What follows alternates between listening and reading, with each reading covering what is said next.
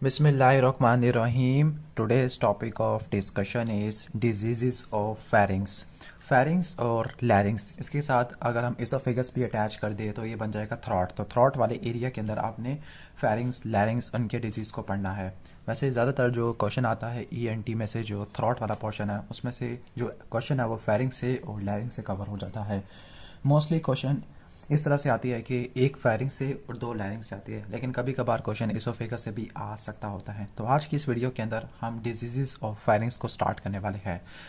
जो disease of firings है उसमें क्या क्या चीज़ें हमने पढ़नी है। तो सबसे पहला जो होता है एनाटमी एंड फिजियोलॉजी होती है। जो एनाटमी और फिजियोलॉजी होती है ये MCQs के लिए इंपॉर्टेंट होती है। एनाटमी तो इंपॉर्टेंट है, फिजियोलॉजी ना होने के बराबर इंपॉर्टेंट है।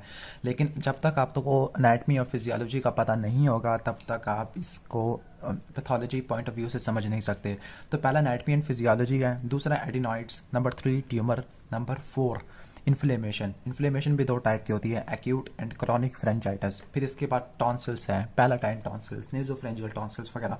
तो जो टॉन्सिल्स की इन्फ्लेमेशन को हम टॉन्सिलाइटिस कहते हैं, वो भी एक्यूट या क्रॉनिक हो सकती है। ओके, इसके बाद है कि नेक एंड स्पेस इन्फेक्शन है, ट्यूमर ऑफ ओरोफैरिंक्स है, okay, tumours of hypopharynx and pharyngeal pouch, और लास्ट में snoring and the sleep apnoea. ये सब चीज़ें हमने स्टडी करनी है। तो सबसे पहला चैप्टर है वो है anatomy and the physiology of pharynx. तो फेरिंग्स असल में है क्या? एक फेरिंग्स एक इसोफेगस का अपर पार्ट है, क्योंकि जो फेरिंग्स है उसने इसोफेगस में आके टर्मिनेट हो जाना है और इसोफेगस ने आके स्टोमक में आके ओपन होना होता है। जो फेरिंग्स है ये एयर पैसेज वे भी है और फूड पैसेज वे भी है। तो ये एयर और फूड पैसेज वे का अपर पार्ट है जो कि फाइब्रो मस्कुलर होता है। बेस ऑफ स्कल से स्टार्ट होगा, स्पेसिफिकली बेसी ऑक्सीपिट से स्टार्ट होने के बाद, बेस ऑफ स्कल से स्टार्ट होने के बाद जाएगा lower border of cricoid cartilage. Lower border of cricoid cartilage के ऊपर ये खत्म हो जाएगा और वहां से इसोफेगस स्टार्ट हो जाएगा। तो ये बेस ऑफ स्कल आपको नजर आ रहा होगा। ओके, तो और इसका जो नर्वस पार्ट है वो इसका फेरेंजो इसोफेगल जंक्शन होता है, जहां पर हम कह सकते हैं कि अपर इसोफेगल स्फिंक्टर मौजूद होता है जो कि नर्वस पार्ट है एज कम्पेयर टू अपेंडिक्स। अब है स्ट्रक्चर ऑफ फेरेंजियल वाल। जो फेरेंजियल वाल है, लाइक जो हिस्टोलॉजी पॉइंट ऑफ व्यू से देखें तो पहला म्यूकोजा, फिर इसके बाद फेरेंजियल एपोन्यूरोसिस होती है जिसको फेरेंजो बेसिलर फेशिया कहते हैं, फिर मस्कुलरिस एक्सटर्ना या मस्कुलरिस कोट, फिर लास्ट में बक्को फेरेंजियल फेशिया। ओके, तो जो एक्सटर्नली जो बाहर की तरफ जो फेशिया है वो है बक्को फेरेंजियल फेशिया, जबकि अंदर जो दरमियान के अंदर फेरेंजो बेसिलर फेशिया है। नाम से लग रहा है कि ये बेसिलस नहीं, बेस ऑफ स्कल और फेरिंग्स इसके दरमियान में पड़ा हुआ है। ओके, सिर्फ इसके लेयर्स के नाम याद कर लो, इतना ज़्यादा डिटेल में जाने की बात नहीं है। इसके बाद जो फेरिंग्स के मसल्स होते हैं, लाइक जो इंफीरियर कॉन्स्ट्रक्टर मसल होता है, मसल कोड की बात करते हैं तो यहाँ पे 2 लेयर के मसल्स होते हैं। हर लेयर के अंदर 3 मसल्स होते हैं। ओके, तो 2 × 3 = 6। जो एक्सटर्नल लेयर होती है, एक्सटर्नल लेयर के अंदर सुपीरियर, मिडल और इंफीरियर कॉन्स्ट्रक्टर मसल है, जबकि इंटरनल के अंदर स्टाइलोफेरेंजियस, साल्पिंजोफेरेंजियस और पैलाटोफेरेंजियस मसल है। इनकी डिटेल एनाटमी आप पहले हेड एंड नेक में पढ़ चुके हो, तो सुपरफिशियल आपने देखना है। ओके, जो किलियन डिहेसेंस है ये कुछ इंपॉर्टेंट MCQ पॉइंट है कि जो इंफीरियर कॉन्स्ट्रक्टर मसल होता है उसके 2 पार्ट होती है, थायरोफेरेंजियस और इसके अलावा दूसरा पार्ट होता है क्रिकोफेरेंजियस। नाम से लग रहा है कि इसने थायरॉइड कार्टिलेज और क्रिको या क्रिकॉइड कार्टिलेज से अटैचमेंट लेनी है। तो इन 2 पार्ट्स के दरमियान कभी कभार एक गैप ओपन रह जाता है जिसको किलियन डिहेसेंस कहते हैं। ओके, ठीक हो गया। अब इसकी सिग्निफिकेंस ये है कि इसकी 2 सिग्निफिकेंस है। नंबर 1 के जब इसोफेगोस्कोपी करते हैं, यानी इसोफेगस के अंदर एंडोस्कोप डालते हैं तो उसमें परफोरेशन भी हो सकती है। नंबर 2 के हर्निएशन वगैरह भी हो सकती है in case of pharyngeal pouch. इसके बाद है वाल्डिया रिंग होता है। वाल्डिया रिंग क्या होता है? एक जो लिम्फाइड टिश्यू की एग्रीगेशन होती है, एक रिंग होता है। ओके, ठीक हो गया। फेरिंग्स के अराउंड तो उसको बोलते हैं वाल्डिया रिंग। वाल्डिया रिंग में आपको स्पेशलाइज्ड टॉन्सिल नजर आ रही होगी, लाइक आपको ट्यूबल टॉन्सिल नजर आ रहे होगे, पैलाटाइन टॉन्सिल है, लिंगुअल टॉन्सिल है, ओके, एडिनॉइड्स वगैरह होती है। तो जो कौन कौन से होते हैं? नेजोफेरेंजियल टॉन्सिल जिसको एडिनॉइड कहते हैं, पैलाटाइन टॉन्सिल है जिसको सिंपल टॉन्सिल्स कहते हैं, लिंगुअल टॉन्सिल है, ट्यूबल टॉन्सिल्स है। इसके अलावा लैटरल फेरेंजियल बैंड्स होते हैं और पोस्टीरियर फेरेंजियल वाल में आपको कुछ ना कुछ नोड्यूल्स देखने को मिलती है, लाइक इस टाइप के नोड्यूल्स देखने को मिलते हैं। ओके, तो ये तो हो जाएगा वाल्डियर रिंग। इसके बाद हम आगे चलते हैं, तो आगे है डिवीजन ऑफ फेरिंग्स। ओके, तो फेरिंग्स को 3 पार्ट में डिवाइड करते हैं। नेजोफेरिंग्स जिसको हम सिंपल एपीफेरिंग्स भी कहते हैं, ओरोफेरिंग्स, इसके अलावा हाइपोफेरिंग्स जिसको लेरिंजोफेरिंग्स कहते हैं। ओके, तो जो नेजोफेरिंग्स है, एपीफेरिंग्स है, इसके अप्लाइड एनाटमी को देख लेते हैं। सबसे अपर मोस्ट पार्ट है फेरिंग्स का, एपीफेरिंग्स भी कहते हैं। इसके बाद ओरोफेरिंग्स आएगा। जो नेजोफेरिंग्स है नेजल कैविटी के पीछे पड़ा हुआ होता है। ओके, बेस ऑफ स्कल से स्टार्ट होने के बाद ये कहाँ पे जाता है, सॉफ्ट पैलेट तक जाता होता है। और सॉफ्ट पैलेट ये किस तरह से देख सकते हो कि एक हॉरिजॉन्टल प्लेन ड्रा करोगे थ्रू द हार्ड पैलेट, तो ये वाला होगा नेजोफेरिंग्स। इसके बाद ओरोफेरिंग्स स्टार्ट होती है, और यानी जो ओरोफेरिंग्स है सेकंड से लेकर हम कह सकते हैं कि upper part of third vertebra. इसके बाद lower part of third vertebra से लेकर सिक्स वर्टिब्रा तक लैरिंजोफेरिंग्स है, और lower border of cricoid cartilage पे आके फेरिंग्स इसोफेगस में आके खत्म हो जाता होता है।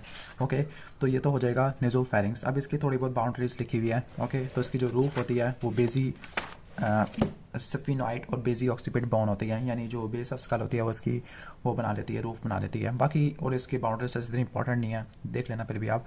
ओके, इसके बाद हम देख लेते हैं नेजोफेरेंजियल टॉन्सिल। एडिनाइड्स के ऊपर एक स्पेसिफिक चैप्टर बनाया हुआ है इन्होंने। ओके, तो एडिनाइड होते क्या है, एपिथेलियम से नीचे क्या होता है, लैमिना प्रोप्रिया। लैमिना प्रोप्रिया के अंदर लिम्फाइड टिश्यू की कलेक्शन होती है, स्पेसिफिकली नेजोफेरिंग्स के रूफ और पोस्टीरियर वाल के अंदर।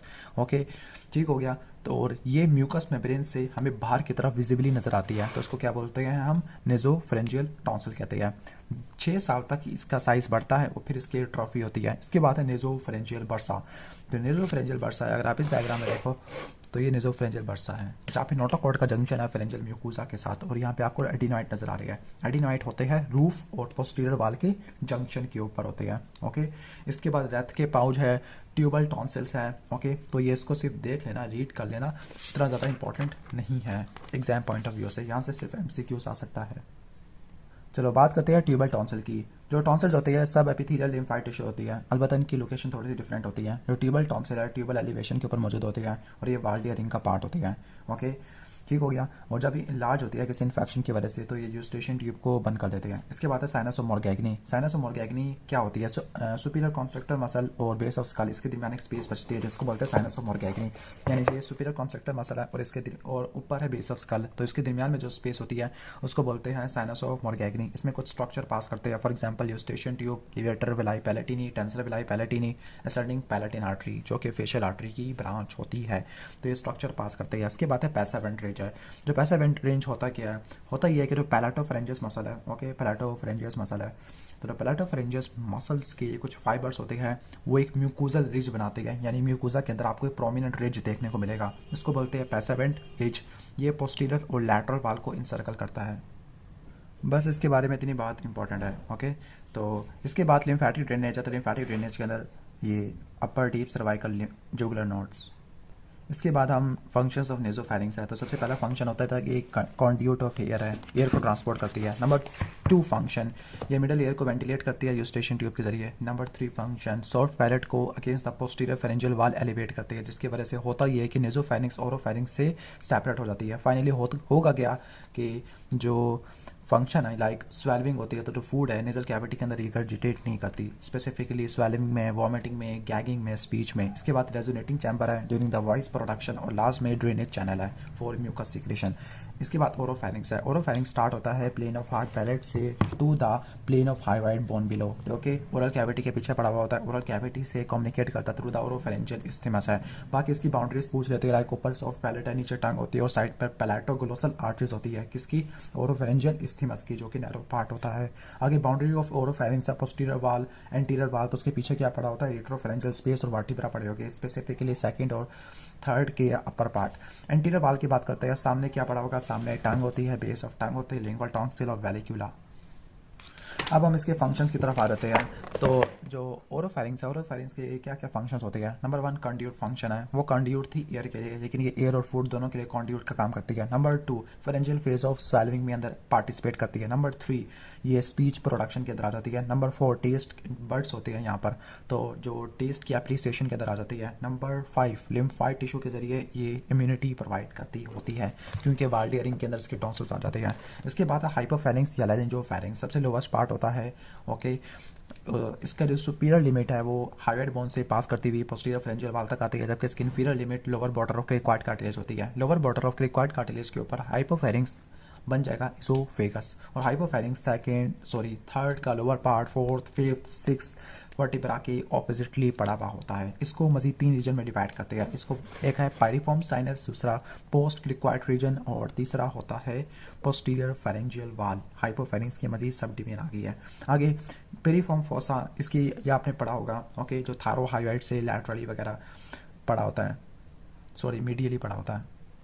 ये आपको नजर आ रहा होगा पेरिफॉर्म फोसा, ओके, ये पेरिफॉर्म फोसा, दो पेरिफॉर्म फोसा, ओके। तो उसके लैटरली क्या पड़ा होता है, लैटरली पड़ा हुआ होता है थायरोहाइड मेम्ब्रेन पड़ी होती है, थायरोहाइड मेम्ब्रेन पड़ी हुई होती है, ओके। मीडियली अराई एपिग्लोटिक फोल्ड होते हैं, ओके, ठीक हो गया। और ये लैटरल चैनल बनाता है फूड के लिए। इसके बाद पोस्ट क्रिक्वाइड रीजन है और लास्ट में पोस्टीरियर फेरेंजियल वाल होती है। तो इसके मजीद 3 पार्ट्स हो गया। लिम्फेटिक ड्रेनेज की बात करते हैं तो लिम्फेटिक ड्रेनेज अपर जुगुलर लिम्फ नोड्स के अंदर जाती है। फंक्शंस ऑफ हाइपोफेरिंक्स है तो ये कॉमन पाथवे ईयर और फूड के लिए है। रेजोनेंस प्रोवाइड करता है फॉर द स्पीच, डायग्लूटेशन के अंदर पार्टिसिपेट करता होता है, ओके, ठीक हो गया। अगर कोऑर्डिनेशन नहीं हो पाती, लाइक क्रिकोफेरेंजियल स्फिंक्टर रिलैक्स नहीं कर पाता जबकि फेरेंजियल मसल कॉन्ट्रैक्ट कर रही है, तो उसकी वजह से हाइपोफेरेंजियल डायवर्टिकुलम हो जाता है। डैट मीन्स की डायग्लूटेशन के अंदर, स्वेलविंग के अंदर इंपॉर्टेंट है। तो ये था chapter number 47, anatomy and the physiology of pharynx. Short हमने किया है। तो अगर आपको वीडियो अच्छी लगी है तो वीडियो को लाइक कर देना, चैनल पर नहीं हो तो सब्सक्राइब कर देना।